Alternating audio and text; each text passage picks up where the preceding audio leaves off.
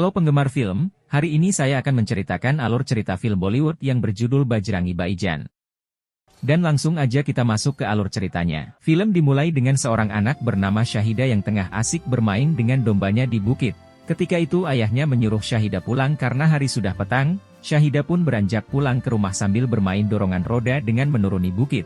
Namun sayang rodanya lepas sehingga dia pun mengejar roda tersebut, karena berlari menuruni bukit yang curam. Syahida pun jatuh dan berguling-guling hingga akhirnya jatuh ke tebing.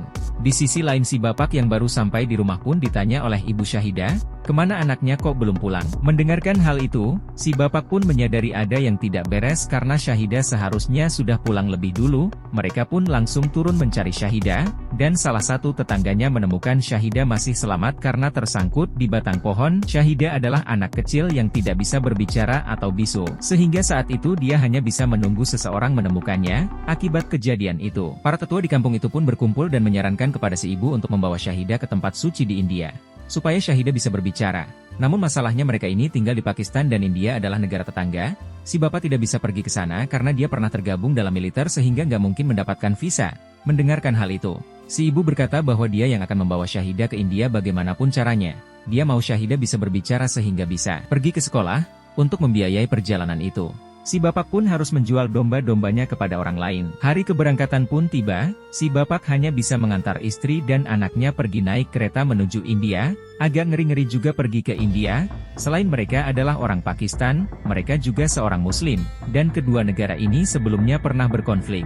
Singkat cerita, Syahida dan ibunya pun pergi ke tempat suci yang disebutkan, berharap dengan mengikuti ritual-ritual yang diadakan, Syahida bisa berbicara. Konon kepercayaan mereka, syair-syair dari tempat suci itu bisa mengabulkan harapan-harapan dan terbilang mujarab. Setelah itu mereka pun kembali lagi ke Pakistan menggunakan kereta. Di tengah perjalanan, kereta yang mereka naiki mengalami kerusakan sehingga perjalanan mereka sementara dihentikan sampai kerusakan dapat diperbaiki. Menunggu hal itu, orang-orang pun beristirahat dan tidur, termasuk ibunya Syahida. Ketika itu Syahida terbangun, dia melihat di luar ada anak domba. Karena sudah terbiasa bermain dengan domba, dia pun memutuskan keluar dari kereta untuk bermain dengan anak domba itu. Namun ketika dia di luar, kereta pun berjalan kembali. Malang buat Syahida. Dia hanya bisa mengejar kereta itu dengan langkah kecilnya dan tidak bisa berteriak memanggil ibunya. Kereta pun semakin lama semakin melaju. Syahida saat itu pun menangis karena ketinggalan kereta yang keluar menuju Pakistan. Gak lama setelah itu, Syahida melihat kereta api lain yang melintas. Berpikir bahwa kereta ini punya tujuan yang sama, dia pun menaiki kereta barang tersebut, namun sayang kereta barang itu malah melaju ke arah yang berlawanan. Sementara itu, di kereta penumpang ibunya terbangun dan menyadari Syahida gak ada di sana, dia pun berteriak memanggil-manggil Syahida. Karena panik, dia menyuruh kereta berhenti, pencarian pun dilakukan, namun sayang karena Syahida sudah naik kereta lain, dia pun tidak ditemukan, namun si ibu bersikeras untuk mencari Syahida sendiri. Tapi masalahnya kereta sudah masuk ke wilayah Pakistan dan untuk kembali ke India si ibu perlu visa karena gak bisa berbuat apa-apa. Mereka pun membuat laporan ke polisi. Mereka hanya berharap Syahida bisa bertemu dengan orang baik yang bisa menjaganya. Syahida yang tidur di kereta barang pun keesokan paginya terbangun di tengah-tengah warga India yang sedang merayakan perayaan Dewa Hanuman. Dia pun bergabung masuk ke dalam keramaian itu. Di sana dia melihat seorang pria bernama Bajrangi menari-nari dan bernyanyi untuk perayaan tersebut. Ketika acara nari-nari ini selesai, Bajrangi melihat Syahida menatapnya. Karena tahu gadis kecil ini gak menatap siapa-siapa selain dirinya, dia pun menawarkan Syahida minuman. Syahida pun langsung berlari ke arahnya dan menghabiskan minumannya. Terlihat Syahida sangat haus. Bajrangi pun memutuskan untuk membeli makanan juga untuk Syahida. Ketika Syahida makan, mereka pun sambil menanyakan nama Syahida. Namun Syahida yang tidak bisa berbicara tentunya hanya diam 1000 bahasa. Bajrangi pun menyuruhnya untuk menghabiskan makanannya, kemudian pergi meninggalkan meja. Tapi setelahnya Syahida malah mengikuti Bajrangi. Karena kebingungan dan mengira Syahida lagi tersesat, Bajrangi membawa Syahida ke kuil Hanuman. Dia menyuruh Syahida berdoa supaya orang tuanya menemukan dirinya kembali. Lalu Bajrangi meninggalkan Syahida di sana. Kemudian dia pulang. Ketika naik bis, dia pun melihat Syahida mengejarnya sehingga dia meminta supir bus untuk berhenti. Bajrangi pun membawa Syahida ke kantor polisi. Namun polisi menolak jika Syahida ditinggalkan di sana. Tapi gimana kalau orang tuanya nyari dan melapor ke sini? Kata Bajrangi. Polisi pun berkata, coba kau lihat di sini banyak pencuri dan preman. Gadis kecil ini nggak bisa tinggal di sini. Gimana kalau orang tuanya nggak datang? Begini saja, kata polisi. Kau tuliskan kontakmu di sini, nanti jika ada yang datang ke sini mencari anak ini aku akan menghubungimu. Akhirnya Bajrangi membawa Syahida ke Delhi karena kebetulan ia akan berangkat ke Delhi untuk menemui calon istrinya di sana. Di dalam bis Bajrangi bertanya di mana Syahida tinggal. Dengan menyebutkan semua nama kota di India, Syahida hanya bisa menggeleng-gelengkan kepalanya karena memang dia bukan warga negara India. Para penumpang lain pun sampai membantu Bajrangi untuk menyebutkan kota-kota yang mungkin adalah kota tempat Syahida berasal. Namun gak satu pun nama kota itu yang membuat Syahida mengangkat tangannya. Orang-orang di bis menanyakan kemana Bajrangi akan pergi. Bajrangi pun menjawab dia akan pergi ke Delhi. Dan Bajrangi pun bercerita tujuannya ke Delhi kepada orang-orang di bis. Bajrangi sebenarnya bukan berasal dari kota Delhi, namun karena permintaan ayahnya yang sudah meninggal, dia pun harus pergi ke kota Delhi mengunjungi teman ayahnya yang bernama Dayanan. Di sanalah dia bertemu dengan Rasika anak Dayanan. Bajrangi tinggal di sana untuk beberapa hari di sana. Dia sering menemani Rasika. Entah itu ketika Rasika lagi bekerja sebagai guru, beribadah atau berbelanja, kedekatan itu membuat Rasika jatuh hati pada Bajrangi. Suatu ketika, rumah Dayanan didatangi oleh temannya bermaksud untuk melamar Rasika. Namun Rasika pada saat itu sudah jatuh hati sama Bajrangi dan memutuskan untuk menolak lamaran tersebut. Untungnya Dayanan menghargai keputusan anaknya yang udah memilih jodohnya sendiri. Lamaran pun dibatalkan dan Bajrangi dikasih waktu 6 bulan untuk membeli rumah sendiri sebagai syarat pernikahan dirinya dan Rasika. Karena itulah Bajrangi kembali datang ke Delhi untuk mengabarkan ke orang tua Rasika tentang perkembangan DP rumah yang sedang ia usahakan. Para penumpang bis pun senang mendengarkan cerita cinta Bajrangi. Setibanya di rumah Rasika, Bajrangi pun menjelaskan tentang Syahida sebagai anak yang hilang. Dayanan pun berkata, "Gimana kalau orang tua Syahida nggak mencari anaknya? Sampai kapan kau mau begini menolong orang lain daripada dirimu? Kau harusnya kerja keras untuk membeli rumah," kata Dayanan. Ketika menemani Rasika berbelanja, Bajrangi pun berkata pada Rasika, "Mungkin Syahida ini anak dari kasta Brahmana karena kulitnya putih. Kemudian gimana kalau orang tuanya enggak mencarinya?" Kata Rasika, "Siapa tahu dia adalah anak yatim piatu." Ada benarnya juga perkataan Rasika, pikir Bajrangi. Sementara itu, di rumah Syahida yang enggak terbiasa memakan masakan orang Hindi pun memutuskan untuk menyelesaikan makanannya dengan cepat. Dan ketika di dapur dia mencium aroma ayam goreng yang dimasak oleh tetangga Dayanan yang kebetulan merupakan seorang Muslim. Jadi Syahida pun memutuskan untuk pergi ke sana. Ketika Bajrangi dan Rasika kembali ke rumah, mereka mendengar kabar kalau Syahida hilang. Akhirnya setelah dilakukan pencarian, Rasika kaget melihat Syahida tengah memakan ayam dan daging di rumah seorang Muslim. Bajrangi pun kaget dan ternyata dugaannya salah karena kalau Syahida kasta Brahmana dia nggak akan memakan daging hewan. Informasi tentang Syahida pun masih belum mereka ketahui karena kondisi Syahida yang bisu. Di rumah makan pun Syahida dipesankan ayam dan makan terpisah dari mereka. Mungkin Syahida adalah kasta ksatria karena mereka kadang-kadang juga makan daging hewan. Kata Bajrangi yang masih berpikir kalau Syahida adalah orang Hindi seperti mereka di sana. Syahida pun menangis ketika melihat seorang anak yang disuapi ibunya. Karena melihat Syahida menangis, Rasika dan Bajrangi pun mencoba menghibur Syahida dengan bernyanyi. Syahida pun gak bersedih lagi. Hari demi hari pun berlalu. Ketika Bajrangi dan Rasika membawa Syahida beribadah di pasar, dia pergi beribadah di sebuah musola yang ada di pasar. Bajrangi yang melihat Syahida beribadah pun kaget dan menyadari kalau anak kecil yang dia tolong ternyata adalah seorang Muslim. Dia pun keluar dari musola dan mengabari hal ini kepada Rasika. Bajrangi takut kalau ayahnya mengusirnya karena Dayanan gak mau ada umat agama lain yang tinggal di rumahnya. Tapi Rasika gak mau meninggalkan Syahida karena Syahida cuma anak kecil berumur 6 tahun jauh dari rumah dan jauh dari orang tua. Soal kasta dan agamanya itu omong kosong, jangan buang waktu kita untuk urusan yang sepele. Kau adalah orang baik karena itulah aku cinta padamu, kata Rasika. Mereka pun ke dalam untuk mencari Syahida namun Syahida sudah tidak ada. Ketika di luar, tiba-tiba Bajrangi dapatkan pelukan dari Syahida, seorang anak kecil yang masih polos. Dalam hatinya Bajrangi pun berjanji akan tetap mengantarkan Syahida pulang ke rumahnya.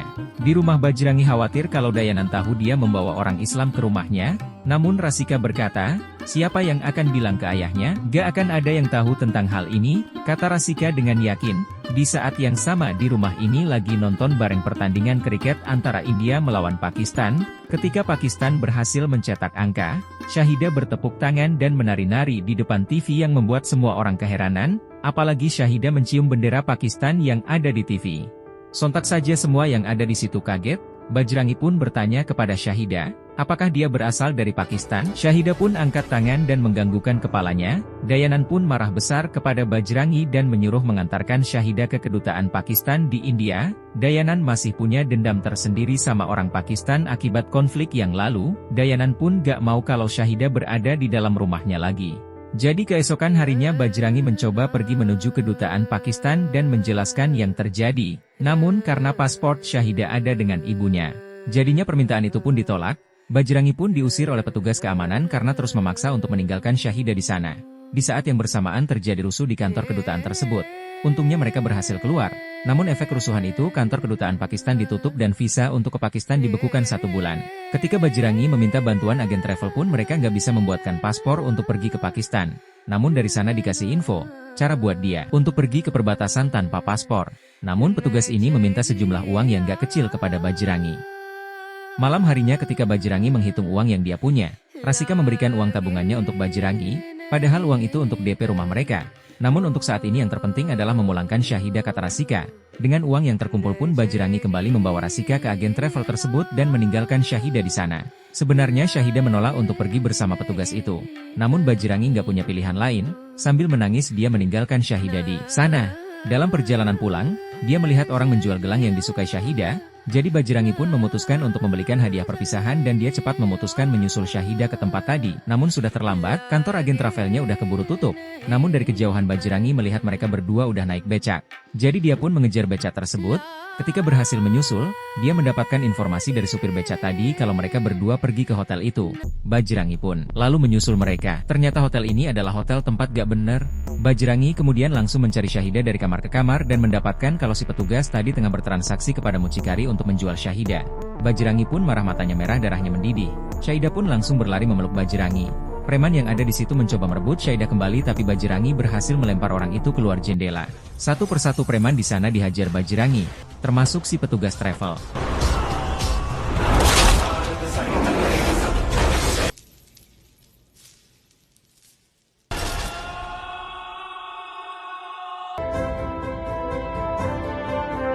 Karena gak bisa mempercayai siapapun, Bajrangi memutuskan untuk memulangkan Syahida ke Pakistan sendirian tanpa paspor, tanpa visa.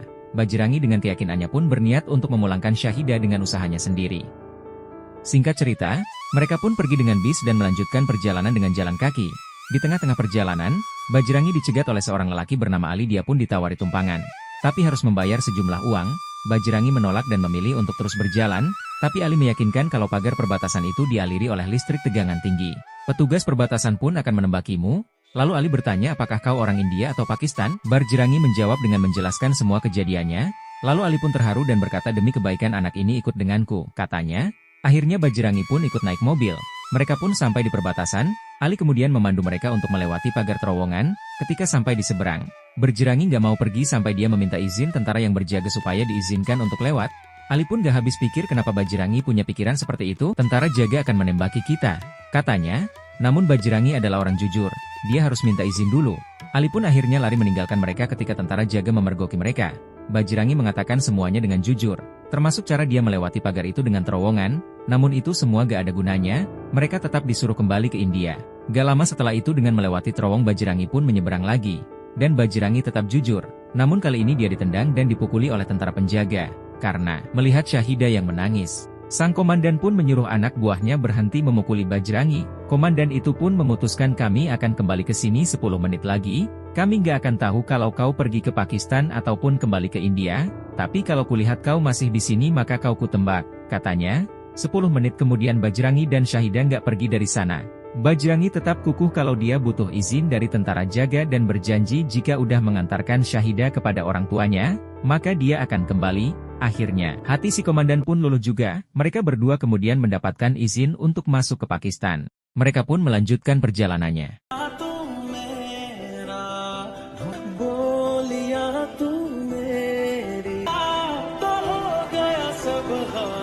Ketika mereka beristirahat untuk makan dan minum, Bajrangi pun menyuruh Syahida untuk makan dengan cepat karena ada polisi di sana. Ketika mereka pergi, para polisi itu mengejar mereka dan mencari borgolnya. Bajrangi bilang mereka nggak mengambil borgol. Buat apa mencuri borgol? Katanya. Ternyata setelah digeledah, Syahida mengambilnya karena berpikir itu adalah gelang. Mereka pun ditangkap polisi dan Bajrangi dianggap mata-mata India karena nggak punya paspor dan visa. Sementara itu, seorang reporter tengah mengabarkan sebuah berita di terminal. Di sana dia mendapatkan info dari warga sekitar, kalau ada mata-mata India yang ditangkap. Karena itu berita yang panas, dia pun segera pergi. Sesampainya di kantor polisi, dia pun langsung mewawancarai Bajrangi dan merekamnya untuk berita. Ketika itu mereka punya waktu yang singkat. Jadinya Bajrangi nggak bisa menjelaskan begitu banyak. Di kantor polisi Bajrangi pun ditanya mengenai misinya ke Pakistan, padahal berulang kali dia menjelaskan bahwa dia hanya ingin mengantarkan Syahida ke orang tuanya. Di saat yang sama, Syahida melihat gambar bukit di kalender, dia pun menganggukkan kepala ketika Bajrangi bertanya apakah itu adalah di mana dia tinggal. Polisi pun bertanya kenapa Syahida nggak bisa berbicara. Dia pun berkata kalau Syahida gak punya lidah. Lalu polisi menekan mulut anak kecil ini. Bajrangi pun marah dan mengajar para polisi yang ada di sana lalu melarikan diri. Reporter yang lagi meliput di depan kantor polisi pun segera mengikutinya. Ketika Bajrangi naik bis, reporter ini juga ikut naik. Untuk memata-matai Bajrangi di dalam bis, reporter ini menelepon polisi dan mengabarkan kalau dia lagi berada di dalam bis yang sama dengan Bajrangi dan menginformasikan nama bis itu. Bajarannya bertanya kepada kernet bis tentang gambar yang dia tunjukkan. Semua penumpang pun dikasih lihat berharap ada informasi mengenai tempat tersebut. Di saat itulah si reporter menyadari kalau Bajrangi bukan mata-mata dan membuka penyamaran dirinya. Lalu polisi sudah menunggu di jalan yang akan dilewati bis tersebut. Yang tepat sekali karena ketika polisi mencegah bis ini, kernet bis dan para penumpang mengerti tentang keadaan ini dan menutupi keberadaan Bajrangi. Mereka bertiga pun sudah bersembunyi di atas bis. Bajrangi dan Syahida pun selamat dari kejaran polisi.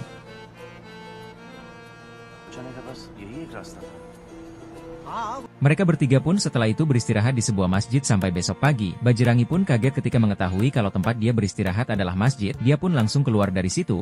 Dia bertemu dengan seorang ustadz dan berkata bahwa masjid itu terbuka untuk semua orang dan mempersilahkan kepada Bajrangi untuk masuk ke dalam di sana. Bajrangi menjelaskan semuanya kepada ustadz dan meminta informasi tentang daerah yang ada di gambar itu.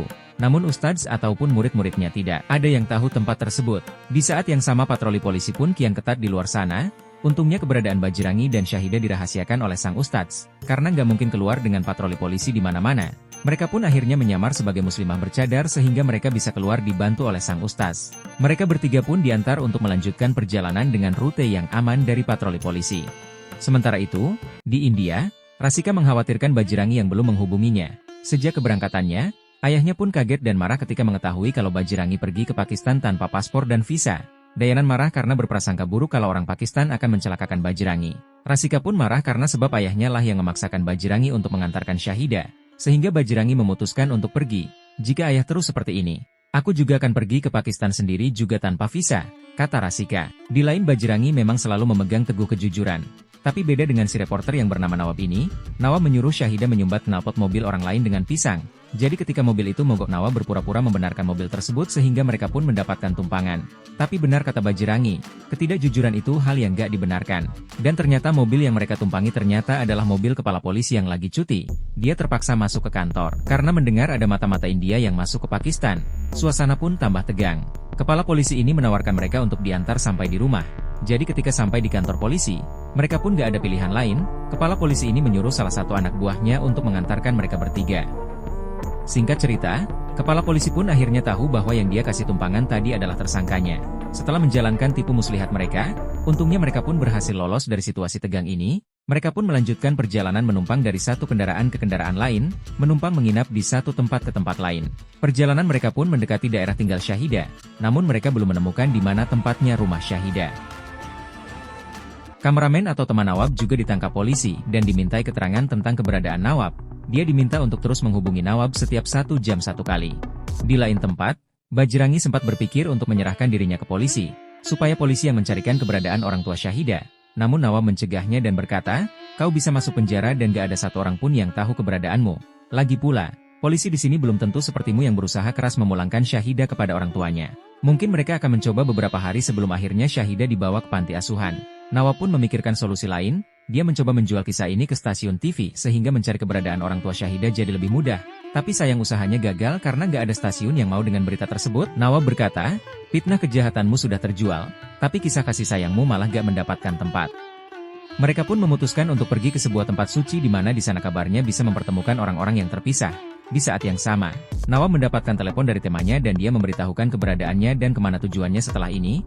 Mendengarkan hal itu, polisi pun langsung gerak cepat ke sana menyusul mereka. Sesampainya di tempat ibadah itu, Bajrangi pun langsung mengikuti ritual yang ada di sana, berharap Syahida bertemu lagi dengan orang tuanya. Di saat bersamaan, Bajrangi nggak tahu kalau di sana ada ayah dan ibu Syahida. Sayangnya Syahida saat itu tertidur dan gak melihat kehadiran orang tuanya di sana. Sementara itu, Nawab melakukan reportase sendiri. Dalam rekaman itu Nawab menceritakan tentang kisah Bajrangi yang nekat menembus perbatasan hanya untuk mengantarkan Syahida kepada orang tuanya. Nawab berharap dengan Bajrangi, semoga bisa mengantarkan Syahida dan juga pulang ke India dengan selamat. Setelah itu pun dia mengupload video tersebut di YouTube. Di video tersebut dia juga mengabarkan kalau stasiun TV menolak untuk menyiarkan berita ini karena kisah ini dianggap sampah dan buang waktu. Ketika lagi di warnet Nawab melihat temanya dan juga para polisi datang, Nawab sadar kalau lokasi keberadaan mereka sudah diketahui oleh polisi. Untungnya Nawab dengan cepat menyusul Bajrangi kemudian mereka pun lari dari lokasi itu. Ketika teman Nawab menelepon, Nawab berkata, kalau mereka sekarang menuju ke lokasi lain untuk mendoakan Syahidah. Akhirnya polisi pun pergi dari sana. Ketika lagi istirahat Nawab mengabari, kalau dia sudah mengunggah reportasenya ke YouTube, berharap videonya menjadi viral dan orang-orang membantunya menyebarkan pesan tersebut. Ketika melihat rekaman itu ternyata nggak sengaja ibunya Syahidah terekam kamera. Mereka pun mengetahui si ibu baru turun dari salah satu bis dan mereka pun berencana akan melacak dari mana bis itu datang, sehingga mereka bisa menemukan daerah tempat tinggal Syahidah. Keesokan paginya bis itu pun datang. Mereka langsung menanyai si supir dari informasi rute yang dilewati. Si supir akhirnya mengetahui kalau Syahidah berasal dari desa Sultanpur. Mereka pun sangat bahagia karena mengetahui asal tempat Syahidah. Sementara itu, video yang diunggah Nawab ke YouTube pun akhirnya diketahui. Polisi mereka memerintahkan untuk menyebarkan video itu ke semua stasiun polisi. Karena itulah patroli polisi menjadi ketat. Bis yang mereka tumpangi pun akan diperiksa polisi. Namun Bajrangi menyuruh Nawab untuk tetap mengantarkan Syahidah. Sedangkan ia akan menunjukkan dirinya ke polisi sehingga mereka berdua punya waktu untuk lari. Bajrangi pun kejar-kejaran dengan polisi, dan akhirnya tertangkap. Sementara itu, Nawab berhasil mengantarkan Syahid pulang ke desanya. Berkat perjuangan keras dari seorang Bajrangi, ibu dan anak ini pun berhasil bertemu kembali. Nawab pun terus merekamnya untuk di-upload ke YouTube.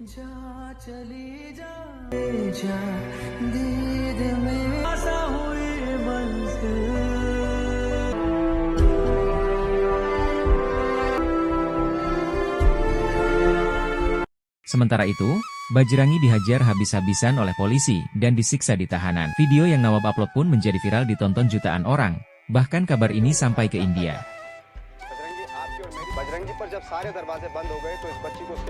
Dan ditonton oleh Rasika, semua media cetak memberitakan hal ini.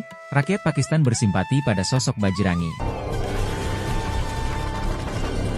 Namun dari kepala polisi tetap nggak mau tahu dan tetap menganggap kalau Bajrangi adalah mata-mata India.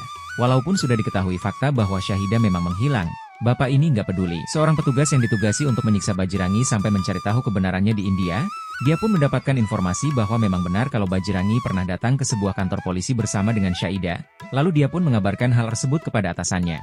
Namun si bapak laknat ini tetap memaksa bahwa Bajrangi harus mengaku sebagai mata-mata India, bahkan mengancam mencopot bawahannya kalau dia gak berhasil membuat Bajrangi mengaku. Petugas ini pun heran dengan pikiran atasannya, tapi untungnya dia masih punya hati nurani. Dia berpikir kalau seorang pria seperti Bajrangi sampai ditahan di penjara Pakistan seumur hidupnya, maka itu akan menodai kehormatan negaranya. Dia pun gak mau membiarkan hal itu terjadi. Sementara itu, Nawab akhirnya dibantu oleh sebuah stasiun TV untuk menyebarkan berita ini. Nawab berkata bahwa Bajrangi saat ini ditahan di penjara Pakistan hanya karena permusuhan dua negara. Nawab mengajak para pemirsa untuk mengakhiri permusuhan ini, baik itu rakyat India ataupun Pakistan, supaya kita bisa membesarkan anak-anak kita dengan penuh cinta, bukan kebencian, katanya.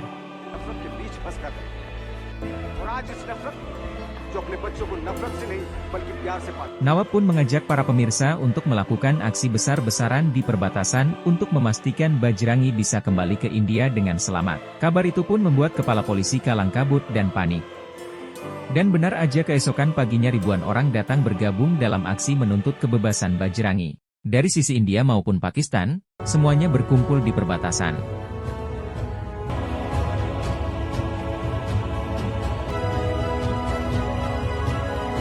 Nawab pun akhirnya bertemu lagi dengan Bajrangi dan mengabari bahwa Syahidah telah bertemu dengan orang tuanya. Nawab pun menyuruh Bajrangi untuk mengunjungi Pakistan lagi, tapi bukan dengan terowongan melainkan dengan paspor. Semua orang pun mengantarkan Bajrangi dengan meneriakkan namanya. Sebenarnya, para tentara perbatasan gak mau membukakan pintu gerbang. Namun karena mereka kalah jumlah terpaksa mereka mengalah dan membiarkan Bajrangi menyeberang. Orang-orang Pakistan pun membuka gerbang tersebut. Bajrangi dengan tertatih berjalan keluar menuju wilayah India, di mana Rasika, keluarganya dan masyarakat India udah siap menyambut Bajrangi. Ketika Bajrangi menyeberang, Syahidah pun menyusul untuk berpisah yang terakhir kalinya.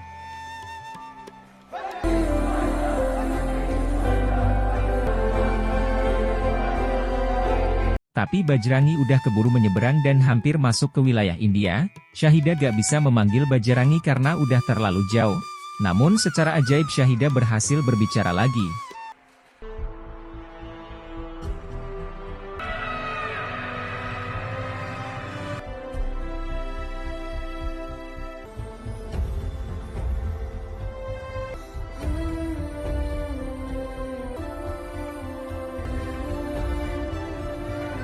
Mungkin itu aja, silakan di-subscribe, like, komen dan bagikan. Semoga Anda juga menjadi orang penyebar pesan kebaikan dengan menyebarkan film ini. Terima kasih dan sampai jumpa.